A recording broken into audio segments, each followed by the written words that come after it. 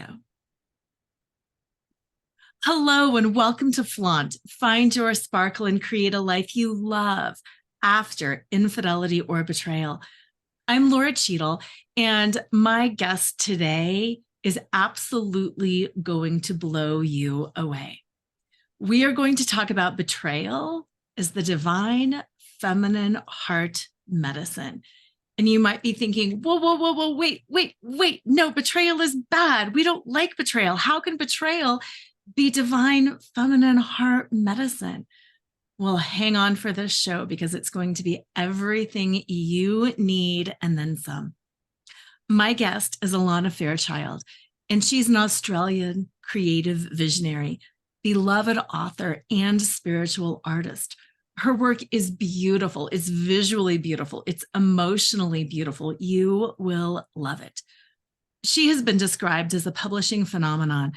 Her diverse and original body of work includes over 13 books, 20 oracle decks, and 30 albums of sacred music and meditation across a diverse yet unified range of spiritual topics.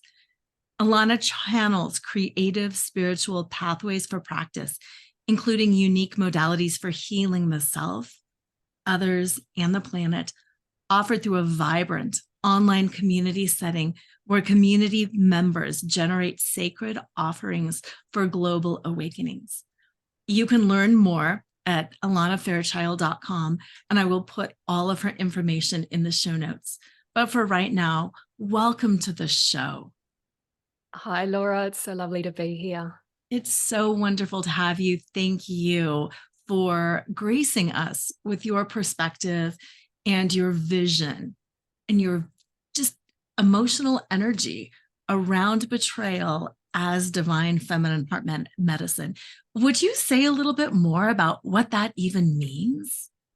Yeah, of course. I know it's an unusual perspective, but in my work, I'm very passionate about the divine feminine and her multiplicity. She's not just one thing, like women are not just one thing, one aspect. We have all these facets to ourselves. And yet, in all of her variety, the divine feminine, whether she's in her peaceful, romantic lover mode, whether she's in her fierce passion mode, and even when she's in her destructive mode to clear away what has been to bring forth something new. There is this unity underneath, and that unity is this intelligence that the divine feminine wisdom has. And this is the intelligence in our own hearts. The divine feminine lives in the hearts of all beings. And that intelligence is really about the capacity to transform something that has been profoundly painful, profoundly difficult, profoundly destructive even, and utilize it in such a way that we bring forth a benefit. Now, that's not always easy. An initiation and the idea of a heart initiation is incredibly difficult. An initiation is it's a transformation, and sometimes we use that word a little bit lightly, but this kind of transformation is the real deal. It's when we cannot go back to how we were before because the shattering that occurred through the pain was so great that the only way we can move forward is if we reconstruct, re-envision, reform, recreate and rebirth ourselves. And anyone who's been through a betrayal that is potent enough will understand that you just simply cannot go back to the person you were before because that person has kind of in a way been psychically annihilated. They don't exist anymore. That's why it hurts so much. It's an incredibly shattering experience. But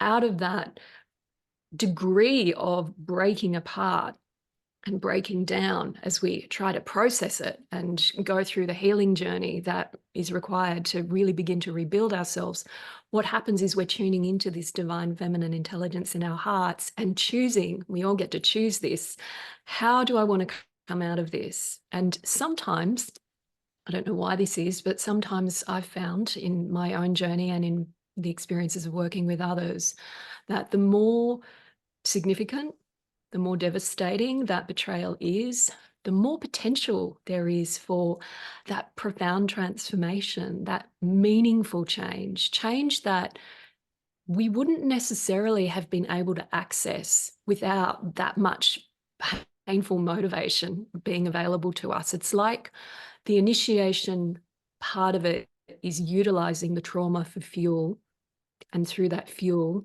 this rebirth. And that is the hallmark of initiation. It's not just something difficult that we go through and we come out the other side. Initiation is the ending of one phase, one chapter, one identity, one way of being, one sense of self.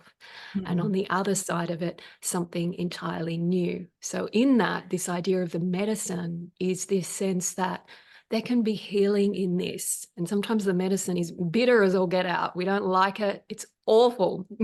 Yes. Initiation is, it's not an easy thing, but we come through the other side of it, being able to transform that and utilize it for the greater good of our own journey, our own happiness, and our own path. I appreciate so much of what you said, and I'd love to break that down a little bit. The first thing that you said is you can't go back to the person that you were before. And right after that, you said something about you get to choose, you get to decide.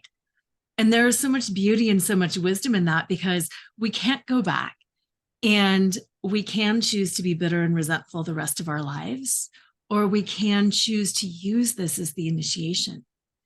And yeah, and I really appreciate that. And I also want to say, what can we do? What can women do to help make that choice? Because it is easy to get stuck in that space of, I loved myself before. I was so kind and I was so good. And look what happened to me. And I didn't deserve this.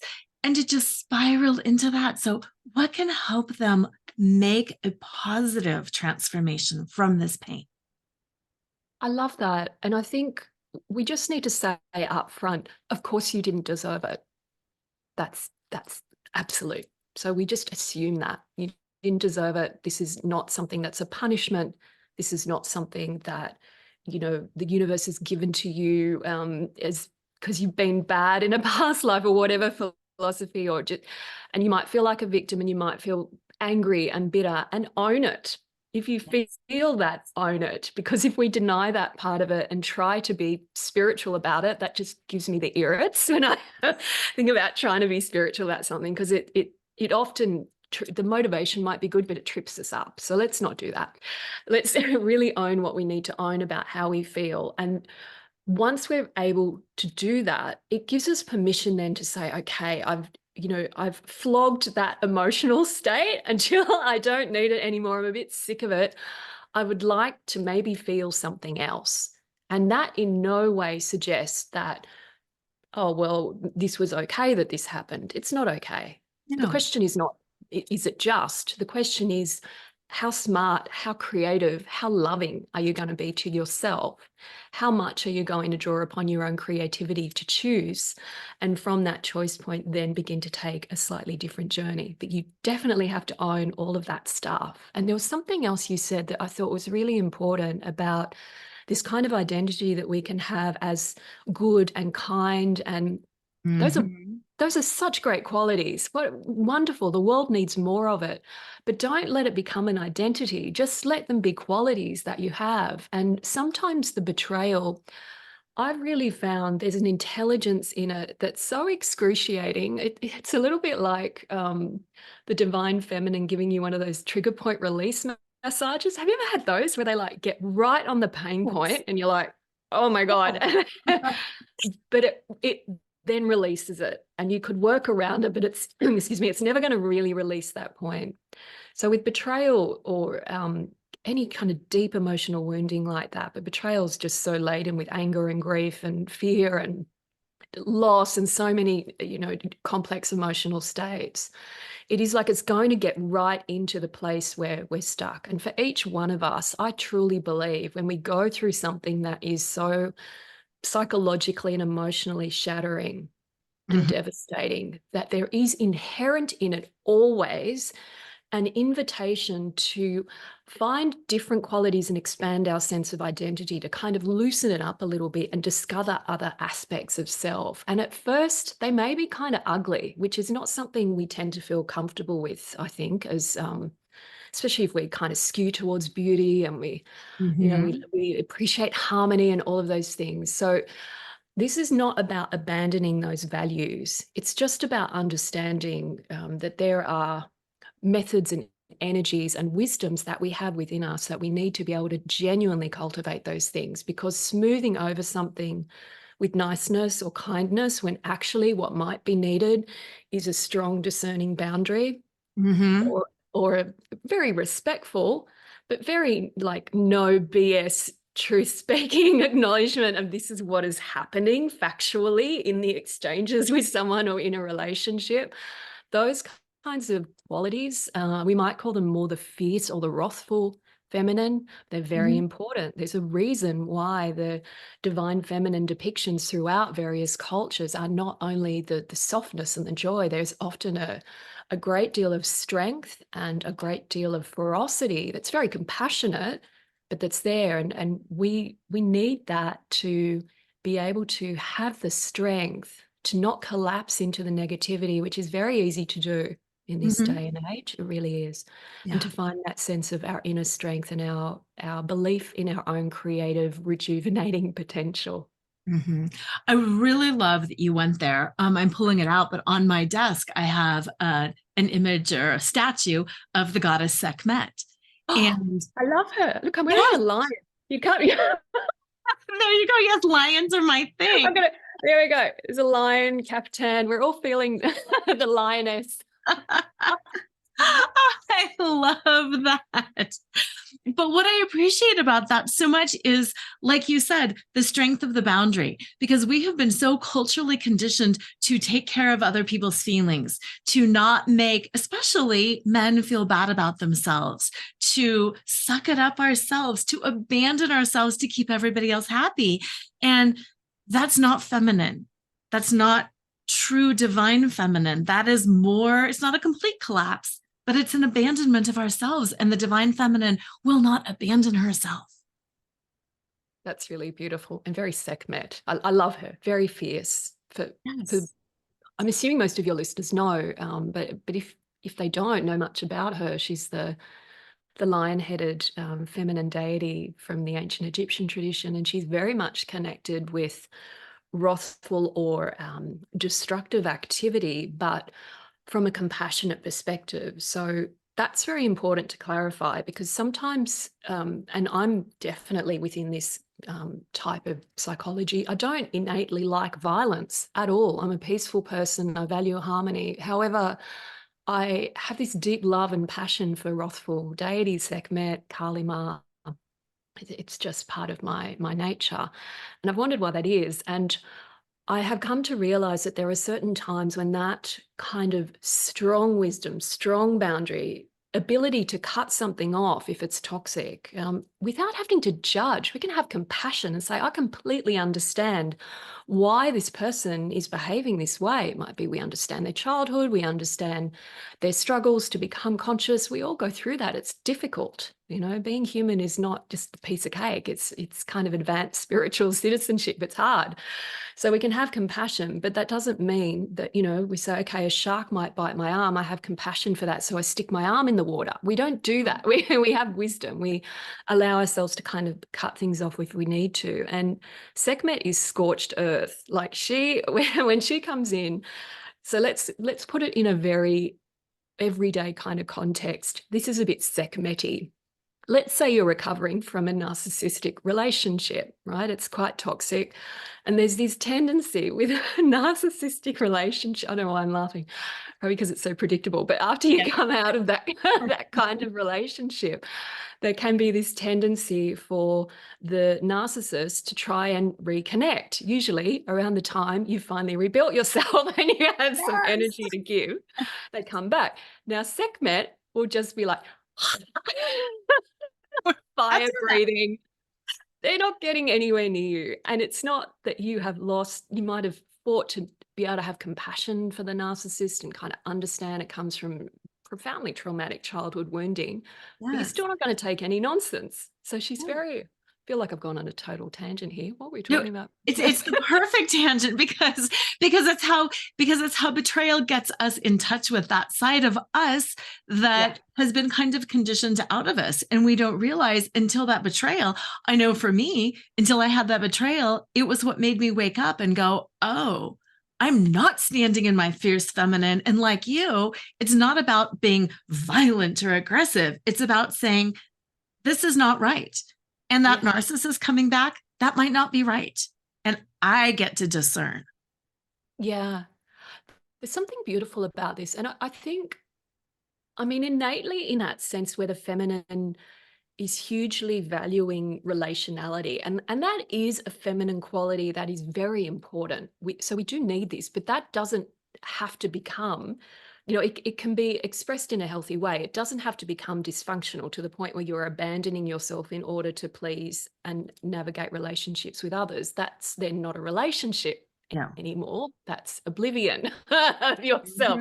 So, and eventually it becomes depression and we feel lost and disconnected from a sense of purpose. We wonder who we are. We're just an identity that everyone else takes something from. We get exhausted. And, this is probably not news to anyone. We probably all have had this. Yeah. But that relationality is absolutely compatible with this wrathful or more discerning, even more connected to one's sovereignty, which is another quality of Sekhmet, this sense of real individuality and being kind of queen of your own castle, your body, your mind, your soul. That's your castle.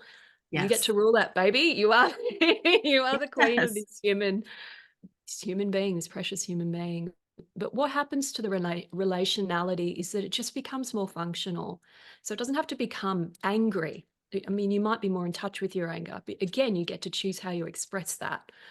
Um, but what actually starts to happen is that the relationships become more honest. The ones that aren't right for you, that were never going to accept you as a sovereign being and respect you, start to fall away. And that can be scary if there's been a lot of those, goodness knows, that can really, you have to kind of find your courage. But what does start to happen is your relationships become richer and you start to attract and navigate relationships with more respect. And it opens up a whole other dimension of your own being and therefore your ability to really experience yourself in your life with less fear and less anxiety because you feel like you're coming home to yourself and you have more stability. And I think in this day and age where there's so much that in the outer world that is uncertain, if we don't have that spiritual sense of who we are as human beings and how we come home to ourselves and how we kind of ground within the, all of the facets of our being, which are going to be probably, if you're anything like me, very motley, like very strange assemblage of different traits, but it's just your home, it's your eccentric, beautiful, unique home. And if you have access to that, then your ability to be with yourself and kind of choose consciously and creatively how you want to engage with the world does actually increase. And that's such a relief. Yeah, it really is. Again, so many things. I feel like we could talk for an hour on like 5 different topics here. I want to go down and talk a little bit more about experiencing yourself because so many of us get lost in life. I always talk about pleasing, conforming, and performing. We just Oh, lose touch with who we are. And it's not that betrayal is our fault. It's never our fault. But agreed. it's also such the wake up call to all of the ways I haven't come home to myself, all of the ways I haven't expressed and experienced and felt and become all of who I am. And thank you for acknowledging that it can be scary because, yes, things that are inauthentic will fall away. And it's not that you trip right into that next level of woohoo, I let go of them on Tuesday. And on Wednesday, my soulmate came in. I mean, it might, but it's not been my experience, but it might for Exactly, someone. but it might not. It might So, not. what do you have to say about riding that void of just being in that empty space for a while and finding comfort? I love that question. The spaciousness is, for me, I think probably the most important antidote to people pleasing and loss of self. the feeling that you don't know who you are, or you've lost your energy. And if we just think about all the things that happen in the in-between moments, from one perspective, there are only in-between moments. Everything else is kind of an illusion. But having some sense of permission to have a little bit of room for yourself, and whatever that looks like for you is probably going to vary from what it looks like for me or someone else. But for me, at least, it's an opportunity to really kind of, I mean, I use introvert as a verb, introverting. I need to take that time to introvert, because that's what nourishes me. And then when I'm ready, I have that energy. I want to kind of be more extroverted and engage with the world. But I have always given myself permission for that, because I skew towards introversion very heavily. If I don't take that, I get very sick. So for me, it's a survival mechanism. But for some people who have the ability to be able to kind of force their way through, it's not always a great strength to cultivate. Sometimes you might need to apply it. Sometimes I need to apply it. We just deal with it, but it's not a way to live permanently. So I would say one of probably the first steps is to find a way to, in your own mind, figure out what might your spaciousness look like. Is that half an hour every 2 days in your garden, where if you have a family, this is mum's space, her secret woman cave. You are not allowed to talk to me unless the house is on fire, or whatever it is. Or it might be that you turn off all of your devices and you spend time looking at the stars, and you do a spiritual date with yourself for 25 minutes every weekend. Or it might be meditation for 20 minutes every morning, or whatever it is for you that you feel you can manage. And sometimes with permission, priorities really become relevant, because we have to kind of think of ourselves as, we want to be the well that never runs dry. It's possible if we give ourselves chance to refuel. And any kind of spiritual practice, what I've described now, those are forms. They can be forms of spiritual practice if you have that intention. By that, I just mean the intention to connect with something that's vaster than yourself and yet feels very personal and loving and supportive to you. That's kind of it. And then any kind of extra details you want to put around that, you do.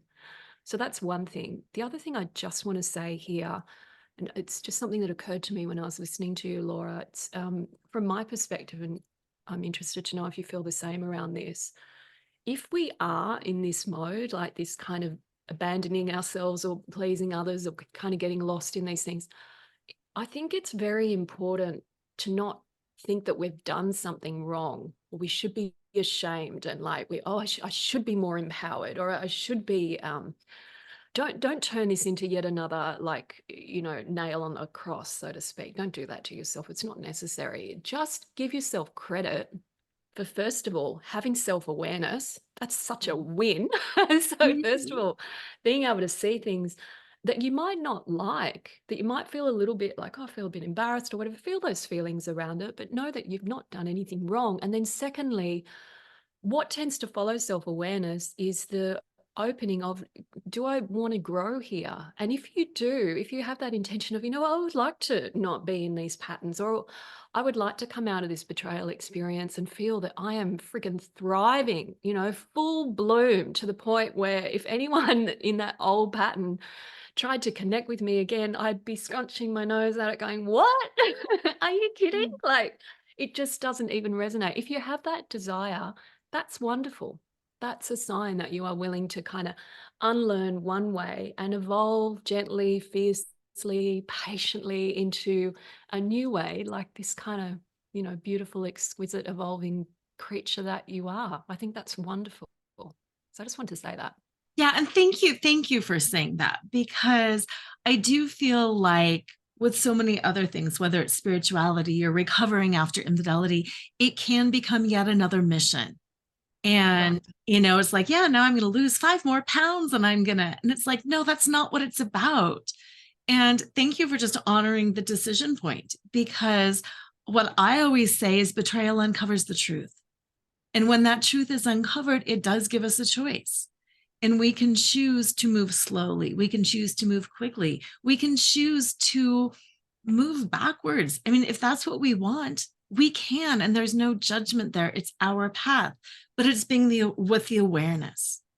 It's being where you want to be and realizing this is where I choose to be, and that's fine. Yeah, I love that. And I think sometimes too, we choose to go back and we might be. I had a girlfriend that was going through this recently, and her friends were like at first going, "What are you doing?" You know, it's going back into a relationship dynamic that wasn't that great. And I said to her, are you doing this to lose the taste for it? It just kind of occurred to me. And she said, I think I am because I'm starting to see it differently. So instead of it having to be an act of will where she still half of her wanted to be there and half of her felt she should need to get out, she was kind of, it's tricky to do it this way. That's But interesting, though. It makes sense. yeah, and she has kind of progressed quite a lot through that. Now that works for her. It's not going to work for everyone. Sometimes we just need to, cold turkey work through the withdrawal and kind of bring ourselves around, especially if it's an abusive relationship. That's, very difficult. But sometimes we are in something, we know we need to leave. We're just kind of developing the capacity to do it because the intention and the capacity do not always coincide. And I think it's important that we don't criticize ourselves for that because that can undermine our energy. We can just acknowledge, I'm developing the capacity, whatever that is. For someone, it might be emotional strength and psychological readiness. For someone else, it might be those things and or financial support or a Yes. place to live or, knowing that you've got someone that you can rely on to help you. So there can be different facets in the process. And I think we really need to acknowledge, I guess, two things. One, the courage in that and that it's a process. And two, we have the intelligence in our hearts to kind of know how to do so much more than what we probably give ourselves credit for. We just sort of do it intuitively sometimes, I think. That's really powerful. And something that I recently got your Medicine Heart Journal, which is absolutely beautiful. And one of the things that I love about it is the way that you use the seasons. Because I am such a big proponent of following the wisdom of the seasons. And when you talked about the intention and the capacity maybe not coinciding in that moment, yes, that's like spring. You're planting these, seeds. They might not come up right away. You need to cultivate them. You need patience. You need time. Sometimes you need to go through a whole other season because you're not ready to plant yet. You're just going to watch and see what other people do. And then you're going to see how other people harvest. And then you're going to have winter and you're going to rest and you're going to nurture and nourish yourself. And then maybe the next spring you'll be like, all right, I'm going to plant this seed, but not the other one. And that's all okay. It's all okay. Yeah, I love that. And I think the readiness to plant the seed is important because if you don't plant any seeds, nothing's going to grow. So we don't underestimate the power of those planting of intentions. It seems so small, but it is actually essential and very, very potent in the long run. Mhm, mhm. That's amazing.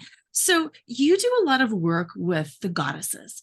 And I know some of my listeners, many of my listeners, most of my listeners understand divine feminine. They understand the wisdom of the goddesses. But for those who might be thinking, you were talking about divine feminine and feminine wisdom and goddesses. What does that really mean? And is that religious or is that what is that? Could you give us a brief rewind as to what this is all about? Yeah, absolutely. I mean, to me, the divine feminine is this universal principle, and she exists as this kind of primordial love. And she's in everything. She's in the gardens that grow, and she's in different spiritual traditions as different goddesses. She's in different religions in different ways. She's also available to us in any way that we want to connect because we're her divine child, right? So if you love gardening and you experience a sense of coming home to your heart when you're in the garden, then you can find the goddess there. And it might be a sense of the earth goddess, or it might be something more abstract, like just the ability of plants to flower or the beauty of a rose or whatever it is that really speaks to you. For another, it might be a connection to music or art or even fashion, whatever it is that really is cooking, anything that really takes you into that sense of communing with these kind of aspects of the feminine, which to me really relate to how we show up in the material dimension, in the world, in our bodies, in our physical lives, and create a type of expression that honors our heart values. Because the divine feminine is very much about the values of the heart. So, whatever that is for you, the way that you are living in integrity with that in your physical life, which sounds sort of simple and is often kind of difficult. And that whole journey to being able to have integrity in how you are inside, knowing what your values are, knowing who you are, knowing how you really feel, and then being able to also bring that into expression in the world.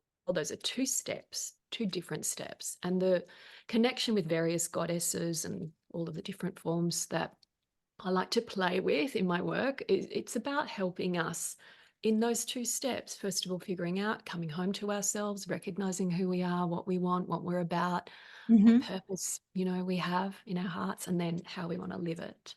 Yeah. And that is all about coming home to ourselves. And for me, when I look at the different goddesses, I will resonate with different ones for different seasons of my life. And that's what's so powerful to me, because so many times people will say to me, like, I don't even know who I am anymore. Of course, we all lose touch with who we are, but sometimes just reading about the energy of the different goddess, it reminds us, oh, that is me. That's a facet of my personality that I haven't connected with in so long. And it just reminds you of who you are. And then you can come Yeah. back home to that peace. So it's beautiful. And then you can express it differently. And in the betrayal journey, expressing ourselves is important because, like you said, it can bring up a lot of anger. And we don't want to burn people down in a toxic way. But at the same time, we also want to express powerfully. And sometimes for me, looking at the goddesses is a great guide of how do I do that? How do I do that? Yeah, absolutely. I love what you said though too, that you have people sometimes saying, "I don't know who I am anymore."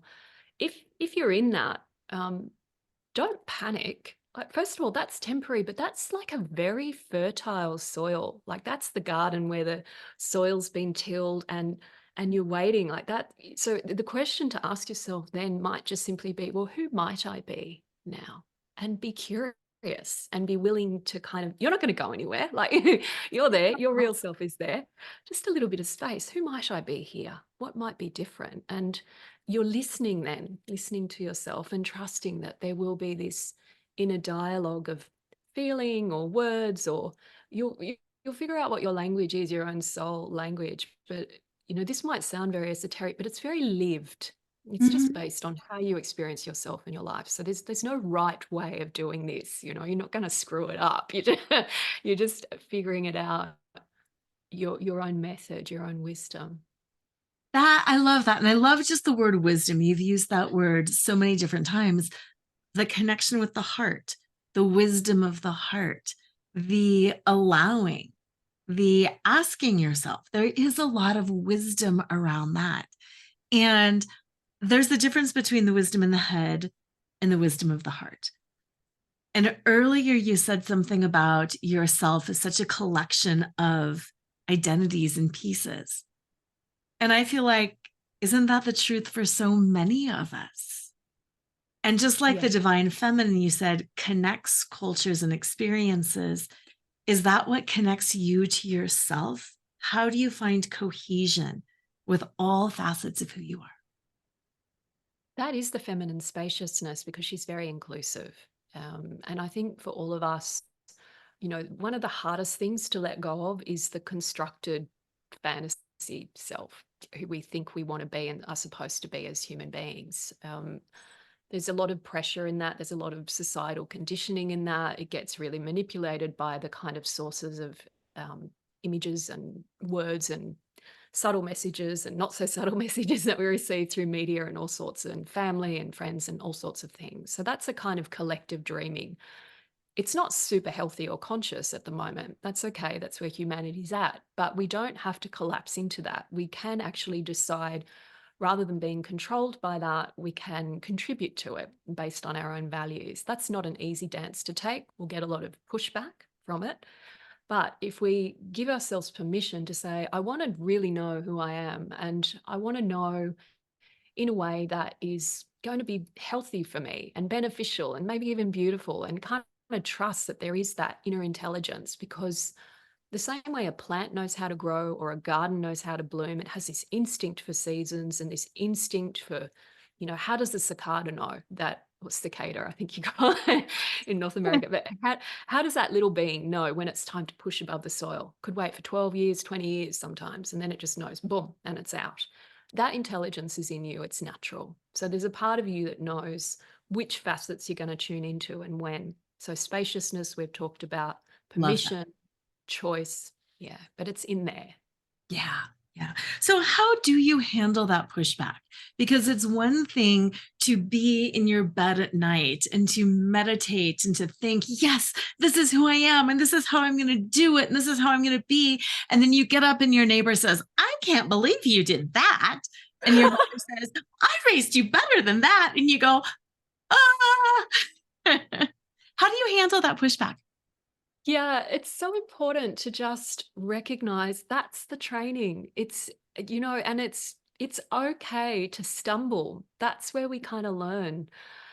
I remember someone saying to me once, it's not something I really thought about, but she was saying, you have this great creative ability because you've already done something that was so profoundly difficult and you kept going and you kept trying until you could do it. And I was like, what is that thing? And she goes, you learn how to walk. And I was like, my God, that's true.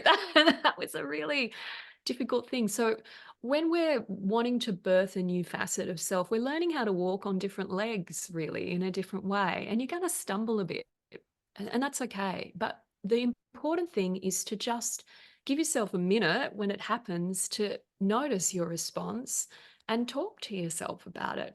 How did that go? What did that feel like? Don't judge yourself. Don't beat yourself up. You notice, where do I collapse? Where do I still feel that I'm, you know, wounded? Where do I need to be able to say to myself, hey, you're enough, Missy? Like, Mhm. you're all right. And where can I, as I start to take my own wounding out of the equation and kind of nurture it over here in my sacred inner practice and spaciousness, when I'm in the garden and when I'm cooking good food for myself and when I'm meditating, you know, you nurture it there. Then over here, where the other stuff is happening in the world, you can start to recognize the reactiveness is kind of starts to diminish because you're dealing with the pain over here. And you start to recognize, oh, these are expressions of fear. That neighbor's afraid because you're doing something that they would love to do and are not. Your, you know, parent or whoever it was that's saying, oh, your mother, I didn't raise you that way, you know, without being too sassy or cruel about it. You can just privately to yourself think, well, I'm changing. I'm raising myself in a different way. Like, I know you did your best and thank you, Thank you.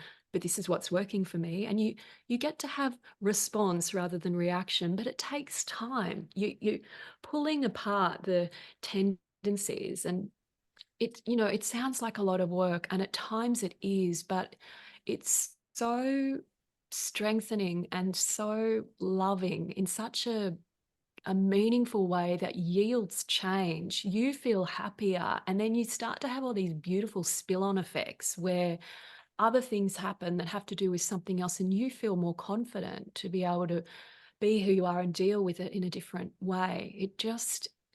It brings you a sense of being able to connect and feel supported from within that is beneficial on every level. And then just in terms of how you are in the world, you kind of have a different presence about you. And that in turn can change the way people respond to you. But it takes time, like that garden that's blooming. It doesn't just kind of go like that. It needs to have a process, and we need to stick with it. Yeah. Yes, because it's important to have that gentle change. And a word that you have said a few times is connection. And I love connection because I think especially as women, we want connection. We want connected hearts with our sisters. We want connected hearts with our partners. Like we tend and befriend. We do that. We want that connection. And so often what gets overlooked is that connection with ourself, with the connection with the divine feminine within, with who we are. And I appreciate when you said, have a conversation with yourself, be gentle with yourself, realize you're walking on new legs. That's so beautiful to realize, even if people are judging you, that's okay. Connect with yourself. Even if you're losing your partner of so many years, that's okay. Connect with yourself. And then that level of trust, like you were talking about, the way that you show up differently shifts the energy and it changes everything. And that's powerful. It is. And change is probably a keyword for the divine feminine intelligence in us, in our hearts. And I always know when I'm traveling deeply with her because I feel very uncertain about what I'm doing. I always, on one level, I know I need to do something. I feel intuitively guided, but typically it's unfamiliar. It's approaching something differently. It's taking on a task that in the past I probably wouldn't have felt that I was able to do. I am putting myself in situations where I'm out of my comfort zone. And I'm not doing it from some headstrong place of I will conquer or anything like that. It's actually coming from a different state of I don't really know what on earth I'm doing, but this feels true. I feel like I need to do this thing. So there's a huge amount of uncertainty around what's going to happen, how I'm going to handle it, what I'm actually doing. And yet I feel this sense, this recurring guidance kind of pops through my mind. I've been feeling it a lot because I've been working with the goddess Isis a lot Yeah. this past couple of months in particular. And I feel her, and she is the kind of reconstructive intelligence. That's what she is. So I know it's good what's happening because I've been going through this. And this phrase that keeps running through my head is I need to trust where I'm being led. And I think it's the same for all of us when we're really in this space of kind of going through the potential transformation of pain into fertilizer, right? And from Yes. that evolving into something new, we're not going to really know what we're doing, but there will be some kind of non-logical maybe, and yet still very valid intuitive instinct that's kind of saying, I need to do this today. I need to do that, or I need to follow this path or read this book or whatever it is, have this conversation and trust it. You know, there is this intelligence within that's not always conscious completely. We don't always understand what it's up to until sometimes later. In hindsight, you can say, oh, yeah, wow, that really was important. But it didn't seem to be anything other than just a strange thing my intuition was urging me to do at the time that I didn't really understand. But I did it Oh, anyway. I'm just lighting up as you say that. I'm like, because that unfamiliar feeling that I don't know why I'm here. I think so many people resist that and we feel like we're wrong. And I just know for me, as you were talking about that, when I found out that my partner cheated on me, most of my listeners know we had been married 23 years. He had cheated for 15 years with 5 women. I had no clue. I was devastated. And somehow I knew we weren't done. I knew this was the beginning. I knew it was not the ending. Even though my conscious logical mind was like, take him for all he's worth, get out of here, show him. I knew. And I don't know how I knew, and I don't know why I knew, but I knew the story was not done. And it felt really weird to say, I know I'm not done, and I don't know what I'm doing with this.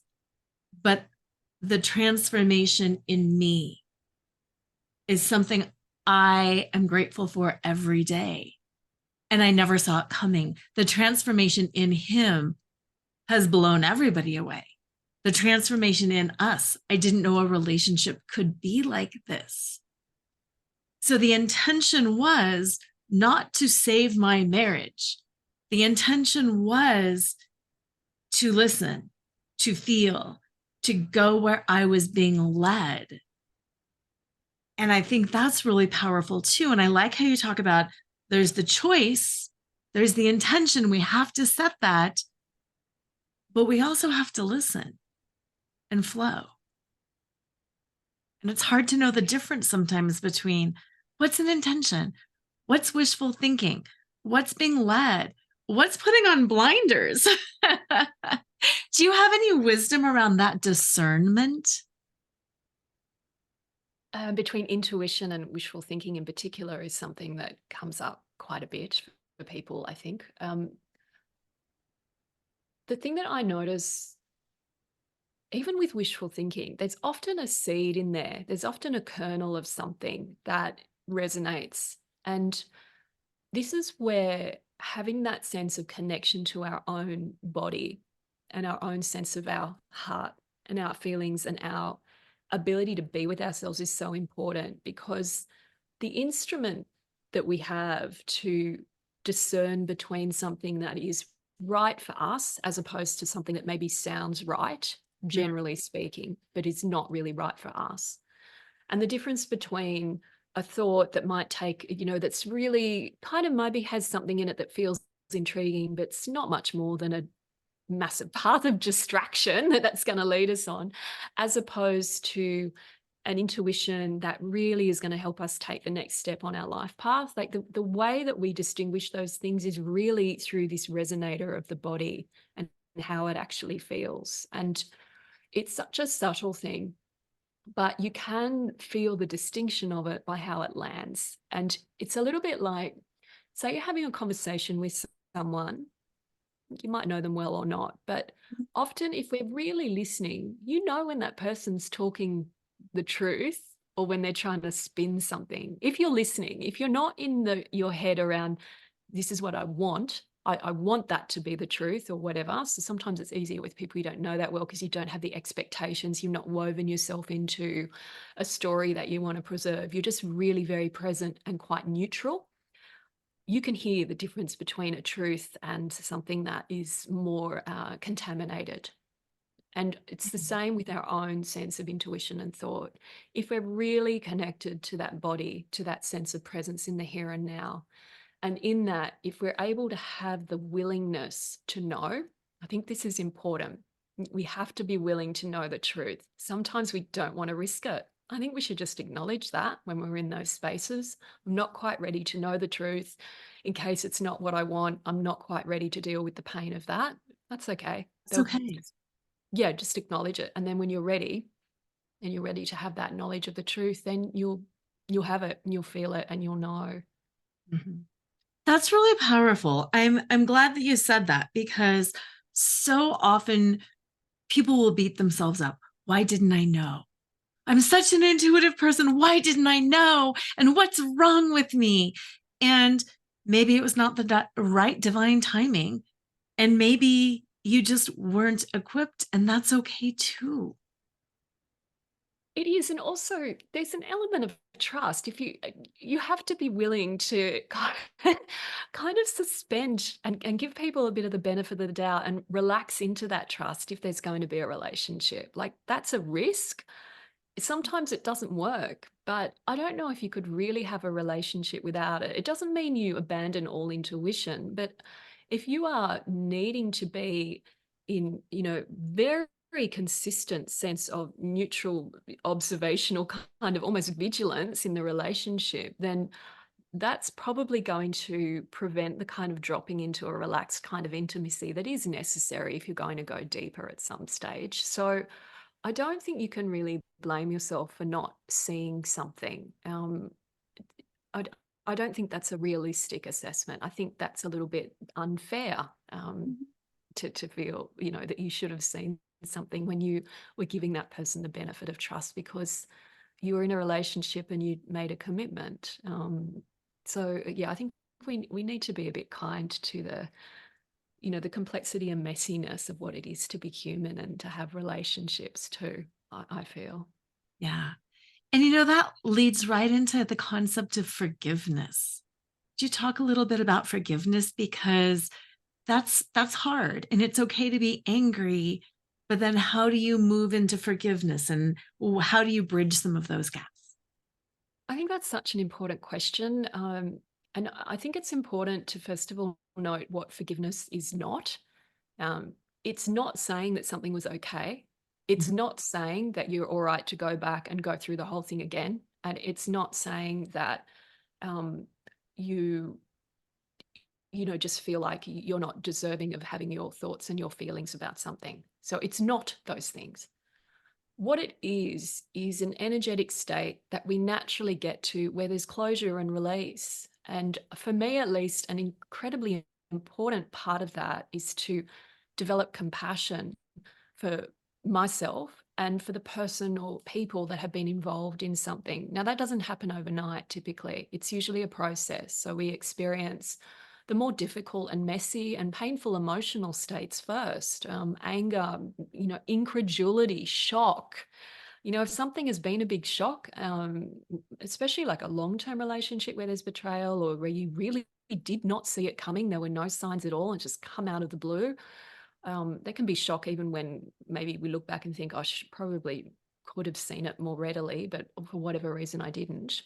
Mhm. But when there's that deep shock, it takes a while to just get through that, to then be able to realize what we're feeling. So the feeling process, healing process involves all of those feelings. Forgiveness can't be contrived. I've seen people try to do that, and I don't think it works. I think it's a natural state that happens when we come through everything, we've processed our feelings, we come to a place of acceptance that the thing happened, a sense of realization about what we want to do with it. We've probably become philosophical about the experience, like just sometimes bad things happen.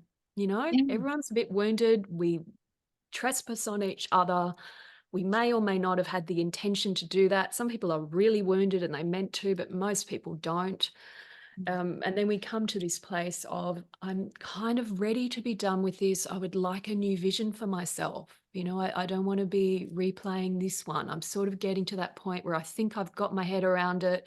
I've understood it as much as I can. I've unpacked if I had past trauma that was triggered by this, and I've worked with it intelligently, and I'm ready to kind of be reborn. And then forgiveness is this, I want to let this go. I hope that person heals. You may or may not have an ongoing relationship with them, which is not based on vengeance or trying to show them anything. It's based on, this is what feels true and healthy and authentic for you. And you're at this space. And then forgiveness is, you kind of let yourself off the hook. No more judgment of yourself. No more criticism. No more wishing that it could have been different. You just accept it. You're done. You wish them all the best, whether or not they're in your life anymore, and you're ready for something new. It's the closure. It's powerful. Yeah. I wrote it down. I would like a new vision for myself. Mm. Getting to the point of being able to say, I would like a new vision for myself. I mean, that right there is that divine heart medicine. I want a new vision. That is the evolution. That's leaning into what's next. That this isn't the highest and best. There's more. There's always more to come. And how powerful to think that when we are at our rock bottom, we can choose a new vision for ourselves. That's so beautiful. Yeah, we are creative beings. And I think too, this might be getting a bit esoteric, but I do feel to say it. Sometimes I think our consciousness is playing catch up with our heart. It's like those people you see, they're so-called walking their dogs down the street, but the dog's really walking them. Have you ever seen that? Like they kind of drag behind the lead and the dog's having a wonderful time. Sometimes the heart is like that animal that we think we're in control of, but really the heart's kind of ruling the show. And it has this desire to become the fullness of what we are. That's kind of encoded in there. That's what that's what it wants to do. That's that deep love. And the mind sometimes is playing catch up. It only understands later. So we're thinking, oh, I want a new vision. And we might think that we're imagining it, but it's kind of being fed to us from within. We're always being kind of grown and nurtured and sometimes pushed or dragged towards that ripening of our being through that heart wisdom, that heart medicine, that heart intelligence. So it is there. And I think there's something beautiful about that because the heart magnetic field is very strong. So the other thing that it does is it attracts in situations and circumstances that are going to be of benefit and help us grow. And my wish always is that, everyone has that in the most merciful and positive and beautiful way. But sometimes it's the more difficult things that really push us to grow the most. Oh, I think that is so right on. It's the magnetic attraction for the experiences that we need in order to become who our heart knows we need to be. And, do I love my betrayal journey? No. Do I have enormous gratitude for it every day? Yes. And was it painful? Yes, it was the worst thing I ever went through. But I would never trade it for the world. And I think that is my biggest wish for everybody listening to this show, to find that place of gratitude and peace and forgiveness, to allow their heart to do just what you said, to lead the way so they can become everything that they most authentically are. So thank you for saying that. That was spot on. And listeners, I know you're going to love this show. I know you are going to want to find some of Alana's beautiful work, her cards, her books, her website. I will put a link to her website in the show notes, alanafairchild.com. She's got an amazing community. Check her out, connect to her. If you have any questions, let me know. Thank you so much for being here. I truly appreciate it. And listeners, as usual, always remember to flaunt exactly who you are, because who you are is always more than enough.